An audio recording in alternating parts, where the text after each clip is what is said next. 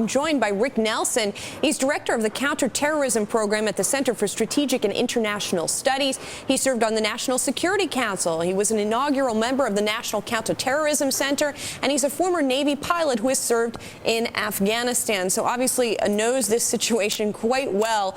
Rick, how big of a blow do you see his death as in terms of the financing of Al-Qaeda? Well, hi, Julie. It certainly is a very significant deal, as Stuart Levy said, and not only because of his financial ability to raise money, but also he was one of the founding members of Al-Qaeda. He was one of the original members of the Al-Qaeda Shura Leadership Council, and he was a commander of Al-Qaeda forces in Afghanistan. And as was pointed out, he had the trust of the Arab world and those that would seek to give money to Al-Qaeda. So this is very significant.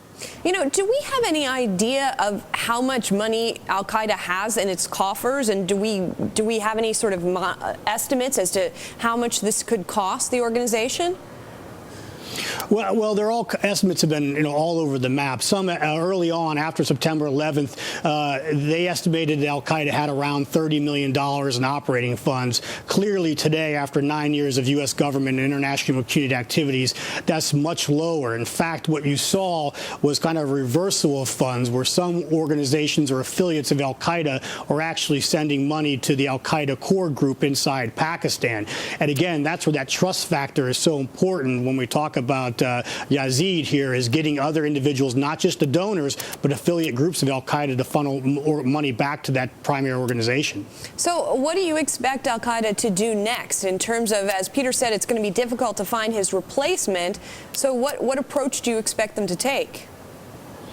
Well, they're going to continue to be aggressive in raising money. I mean, we've seen them very, very creative of recent. They've actually been advertising for funds. There were actually reports in the media where they were charging trainees who came to Western Pakistan to receive training. They were charging them to attend these camps.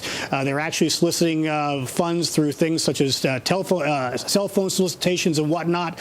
So they need money. Some people say that, a terrorist operation doesn't take a lot of money to run, and that's true, but it does take money, and Al-Qaeda will continue to be creative in raising these funds necessary to conduct their activities. Well, speaking of creative, they're perhaps taking a page from the American political grassroots movement, and the UN saying last week, or a UN official saying last week, that in 3 to 5 years we could see a lot of the fundraising online.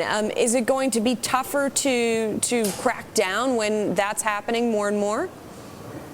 Well, I mean, these terrorist groups or any, transnational actor is going to use the internet and Web 2.0, as it's called, to their benefits, just as we would use it to do our banking or to conduct our social networking. So we can only expect to see more of this in the future.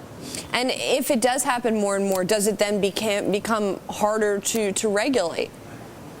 Well, the good news and the bad news is the internet is an open forum, so it's easily accessed and usable by groups such as Al-Qaeda. But at the same time, because it's open, the U.S. government and its international partners have visibility into what's happening in the internet. In some ways, it's actually easier to track what's going on and to monitor what these groups are doing.